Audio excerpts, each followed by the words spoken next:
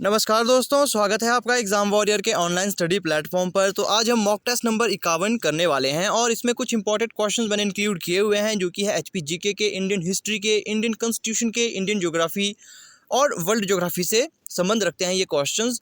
तो काफ़ी important question है आपके एग्ज़ाम के लिए। और अब हम ऐसा करेंगे कि एक वीडियो आपकी जीके के टेस्ट पर आएगी, दूसरी आपकी रीजनिंग और मैथ के टेस्ट पर आने वाली है। और एक बच्चे ने काफ़ी अच्छा सुझाव मुझे दिया है कि सर सुबह आप मैथ और रीजनिंग का टेस्ट ले लीजिए और शाम को आप जीके का टेस्ट ले लीजिए। देखो, सुझाव काफ़ी अच्छा है और मैं इसे अप्लाई भी काफ़ी जल्द करने वाला हूँ, क्योंकि अभी मैं थोड़ा सा बिजी हूँ, जिस वजह से मैं ये सब नहीं कर पा रहा।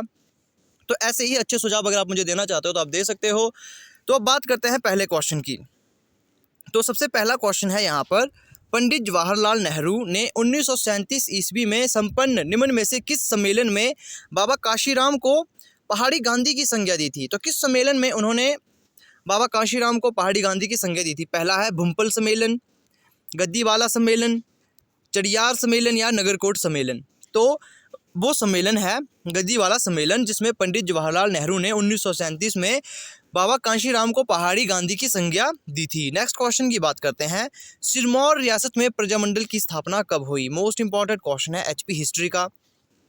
1944 में, 1940 में, 1935 में या 1926 में? इसका जो सही आंसर होगा, जो सिरमौर रियासत में प्रजामंडल की स्थापना हुई है 1944 में। नेक्स्ट क्वेश्चन की बात करते हैं, बाबा कांशीराम को पहाड़ी बुलबुल निम्न में से किसने कहा था? ये भी इंपॉर्टेंट क्वेश्चन है, बहुत बार एग्जाम में पूछा जा चुका है। ऑप्शन है हमारे पास सरदार पटेल, ऑप्शन बी है बख्शी प्रताप सिंह, ऑप्शन सी है सरोजनी नायडू, ऑप्शन डी है मार्शल राम सिंह। इसका जो सही आंसर होगा, जो बाबा कांशीराम को पहाड़ी बुलबुल सरोजनी नायडू ने कहा था। नेक्स्ट क्वेश्चन की बात करते हैं। तो नेक्स्ट क्वेश्चन है हमारे पास, दुम्म को हिमाचल प्रदेश में कहा जाता है, तो क्या कहा जाता है इसे? असहयोग, बेगार, भूमिकर या लगान? तो इसका जो सही आंसर है, जो दुम्म को हिमाचल प्रदेश में असहयोग कहा जाता है। नेक्स्ट क्वेश्चन की बात करते हैं, निम्न में से किस व्यक्ति ने बाबा कांशीराम को पहाड़ी गांधी की संज्ञा दी थी? अगर आपका ध्यान इस क्लास में पूरी तरह से होगा तो ये हमने अभी जस्ट पहले वाले क्वेश्चन में पढ़ा था, जिसमें हमसे पूछा गया था कि किस सम्मेलन में पंडित जवाहरलाल नेहरू ने बाबा कांशीराम को पहाड़ी गांधी की संज्ञा दी थी। तो वो कौन सी थी? वो था गद्दीवाला सम्मेलन, और व्यक्ति कौन थे? वो थे पंडित जवाहरलाल नेहरू। नेक्स्ट क्वेश्चन की बात करते हैं, 1948 में हिमाचल प्रदेश के गठन के समय इसमें कितनी तहसीलें थी? अब हमने तहसील बतानी है जब 1948 में हिमाचल प्रदेश का गठन हुआ था। ऑप्शन ए है 20, option B 21, option C 22, option D 23। तो इसका जो सही आंसर होगा वो होगा कि हिमाचल प्रदेश में 1948 में जब गठन हुआ था तो इसमें 23 तहसीलें थी। नेक्स्ट क्वेश्चन की बात करते हैं, हिमाचल प्रदेश में चलाए गए प्रजामंडल आंदोलन का उद्देश्य क्या था? ये भी इंपॉर्टेंट क्वेश्चन है, इसे आपने इंपॉर्टेंट टिक कर लेना है। अब क्या उद्देश्य था हिमाचल प्रदेश में चलाए गए प्रजामंडल आंदोलन का? ऑप्शन है हमारे पास सरकारी कार्यक्रमों का बहिष्कार, अंग्रेजी शासन से मुक्ति, प्रशासन का लोकतंत्रीकरण या इनमें से सभी? इसका जो सही आंसर होगा वो होगा प्रशासन का लोकतंत्रीकरण हिमाचल प्रदेश में चलाए गए प्रजामंडल आंदोलन का मुख्य उद्देश्य था। नेक्स्ट क्वेश्चन की बात करते हैं। और एक और बात, जिन्होंने प्रीवियस मॉक टेस्ट नहीं देखे, मैंने 50 से ज़्यादा मॉक टेस्ट आपको करवाए हुए हैं, डिस्क्रिप्शन पे लिंक दे दूंगा, हर एक चीज़ का लिंक आपको यहाँ पर मिल जाएगा। हिमाचल प्रदेश पुलिस कांस्टेबल के लिए अगर आप साइंस पढ़ना चाहते हो तो साइंस भी मैंने आपको करवाई हुई है, और इंग्लिश के कुछ कॉन्सेप्ट मैंने करवाए हुए हैं। देखो, पूरी मैंने इंग्लिश नहीं करवाई, लेकिन जो इंपॉर्टेंट थे, जैसे मैंने आपको fill in the blanks, modal, article, preposition करवाए हुए हैं, इन्हें आप ज़रूर चेक कर लेना। अब बात करते हैं क्वेश्चन की, निम्न में से कौन स्वतंत्रता सेनानी नहीं है? बाबा कांशीराम, सूर्य बहादुर, हरि सिंह या बाबा लक्ष्मण दास? तो इसका जो सही आंसर होगा, जो स्वतंत्रता सेनानी नहीं है इसमें से, वो हैं सूर्य बहादुर। नेक्स्ट क्वेश्चन की बात करते हैं, मंडी निवासी भाई हिरदाराम का संबंध किस क्रांतिकारी दल से था? ऑप्शन है हमारे पास आज़ाद हिंद फौज, option B गद्दर party, option C क्रांतिकारी संघ, ऑप्शन डी भवानी संघ। इसमें जो सही आंसर होगा, जो मंडी निवासी भाई हिरदाराम का संबंध है वो है गद्दर पार्टी से। इनका अपने निवास स्थान भी याद रखना है, क्वेश्चन पूछा जा सकता है, मंडी जो माफ़ कीजिएगा भाई हिरदाराम का संबंध किस जगह से है या कहाँ के वो निवासी थे? तो मंडी। नेक्स्ट क्वेश्चन की बात करते हैं, 1857 के विद्रोह के समय अंग्रेज़ों के प्रति बुशहर रियासत के राजा की नीति क्या थी? ऑप्शन है हमारे पास अंग्रेज़ों का विरोध, तटस्थता, सहयोग या क्रांति का दमन करना। तो 1857 के विद्रोह के समय अंग्रेज़ों के प्रति बुश हर रियासत के राजा की नीति थी अंग्रेज़ों का विरोध करना।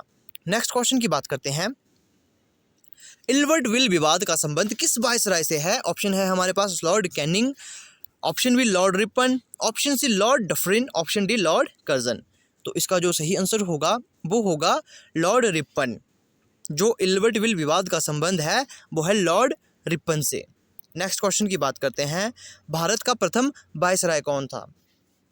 ऑप्शन है हमारे पास lord William Bentinck, lord Canning, lord Curzon, lord Dalhousie. तो इसका जो सही आंसर होगा वो होगा जो भारत के प्रथम वायसराय हैं वो थे लॉर्ड कैनिंग। नेक्स्ट क्वेश्चन की बात करते हैं। भारत का अंतिम ब्रिटिश गवर्नर जनरल कौन था? अब गवर्नर जनरल यहाँ कहा गया है ब्रिटिश के, अगर सीधा कहा जाता गवर्नर जनरल तो आंसर कुछ और आता, लेकिन यहाँ कहा गया है ब्रिटिश गवर्नर जनरल कौन था। ऑप्शन है हमारे पास lord William Bentinck, option B है हमारे पास लॉर्ड कैनिंग, ऑप्शन सी है लॉर्ड डलहौजी, ऑप्शन डी है लॉर्ड माउंटबेटन। तो इसका जो सही आंसर होगा वो होगा लॉर्ड माउंटबेटन, जो कि ब्रिटिश गवर्नर जनरल थे भारत के अंतिम। नेक्स्ट क्वेश्चन की बात की जाए।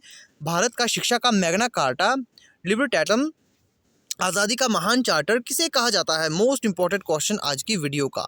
ऑप्शन है हमारे पास मैकाले माइटू, या फिर हंटर कमीशन, या वुड डिस्पैच, या फिर सैंडलर कमीशन। तो इसका जो सही आंसर होगा वो होगा वुड डिस्पैच, जो कि भारतीय शिक्षा का मैग्ना कार्टा लिबर्टम या आज़ादी का लिबर्टैटम या फिर आज़ादी का महान चार्टर वुड डिस्पैच को कहा जाता है।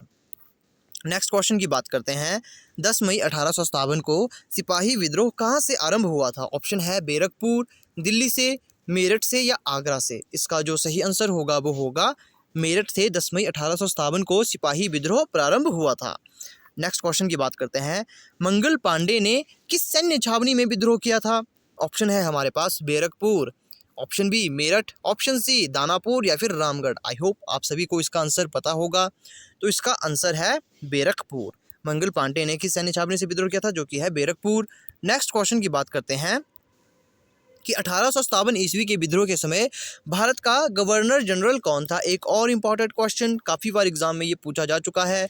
Lord Dalhousie, Lord Canning, Lord Lytton, या लॉर्ड माउंटबेटन। तो 1857 के विद्रोह के समय भारत के गवर्नर जनरल थे उस समय के लॉर्ड कैनिंग।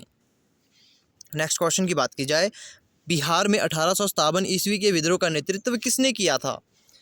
बहादुर शाह जफर, लक्ष्मीबाई, कुंवर सिंह, या फिर बेगम हजरत महल। तो इसका जो सही आंसर होगा जो बिहार में 1857 ईस्वी के विद्रोह का नेतृत्व किया था कुंवर सिंह ने। नेक्स्ट क्वेश्चन की बात करते हैं। 1857 ईस्वी के विद्रोह के दमन के बाद मुगल शासक बहादुर शाह जफर को कहाँ निर्वासित कर दिया गया? फिजी, सिंगापुर, लंदन, या रंगूर।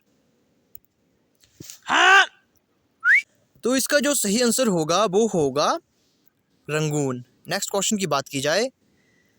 राष्ट्रपति पद के चुनाव के लिए कौन सी विधि अपनाई जाती है? आनुपातिक प्रतिनिधित्व, एकल संक्रमणीय, या फिर अप्रत्यक्ष मतदान, या ये सभी। तो इसका जो सही आंसर होगा वो होगा ये सभी। नेक्स्ट क्वेश्चन की बात करते हैं। निर्विरोध चुने जाने वाले राष्ट्रपति हैं, कौन है वो? बीबी गिरी है, नीलम संजीव रेड्डी है, राजेंद्र प्रसाद है, एपीजे अब्दुल कलाम है। तो इसका जो सही आंसर होगा वो होगा नीलम संजीव रेड्डी। नेक्स्ट क्वेश्चन की बात की जाए। राष्ट्रपति पर महाभियोग का आरोप संसद के किस सदन के द्वारा लगाया जा सकता है? तो यहाँ ऑप्शन है लोकसभा, राज्यसभा, संसद के किसी भी सदन के द्वारा, या किसी के द्वारा नहीं। इसका जो सही आंसर होगा वो होगा संसद के किसी भी सदन के द्वारा। अब नेक्स्ट क्वेश्चन की बात करते हैं। भारतीय सेनाओं का सर्वोच्च सेनापति कौन होता है? राष्ट्रपति, प्रधानमंत्री, थल सेना अध्यक्ष, या रक्षा मंत्री। आई होप इसका आंसर आप सभी जानते होंगे जो कि है राष्ट्रपति। नेक्स्ट क्वेश्चन की बात की जाए। भारतीय संविधान के अनुसार संघ की कार्यपालिका शक्ति किसमें निहित होती है? तो ऑप्शन है राष्ट्रपति, प्रधानमंत्री, मंत्रिमंडल, या इनमें से सभी। तो इसका जो सही आंसर है वो है राष्ट्रपति में। नेक्स्ट क्वेश्चन की बात की जाए।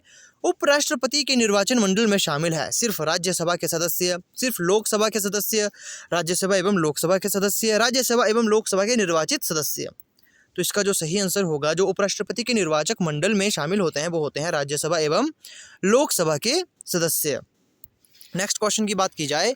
विक्टोरिया झील किन अफ्रीकी देशों के मध्य है? ऑप्शन है तंजानिया, कीनिया या युगांडा, या फिर Kenya, Ethiopia, Sudan, Tanzania, Zambia, Zaire, या फिर कीनिया, तंजानिया या मोज़ाम्बिक। इसका जो सही आंसर है वो है तंजानिया, कीनिया और युगांडा। नेक्स्ट क्वेश्चन की बात की जाए, निम्नलिखित में से किस देश को 1000 झीलों की भूमि कहा जाता है? ऑप्शन है फिनलैंड, थाईलैंड, नीदरलैंड या आयरलैंड। तो इसे कहा जाता है फिनलैंड को। नेक्स्ट क्वेश्चन की बात की जाए, अफ्रीका महाद्वीप में निम्न में कौन सी झील भूमध्य रेखा पर स्थित है? इसका जो सही आंसर होगा वो होगा न्यासा। नेक्स्ट क्वेश्चन की बात की जाए, विश्व की सर्वाधिक खारे जल की झील वॉन झील किस देश में है?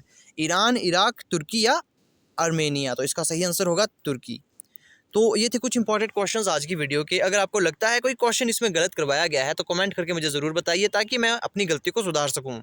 और जिन्होंने अभी तक प्रीवियस मॉक टेस्ट नहीं देखे, आपने प्लेलिस्ट में चेक नहीं किया कि हिमाचल प्रदेश पुलिस कांस्टेबल के लिए क्या क्या चीज़ें प्रोवाइड करवाई गई है, तो आप एक बार डिस्क्रिप्शन पर जाइए या फिर कमेंट करके मुझसे पूछिए। तो आई होप आपको वीडियो अच्छी लगी होगी। तो मिलते हैं आपसे नेक्स्ट वीडियो में।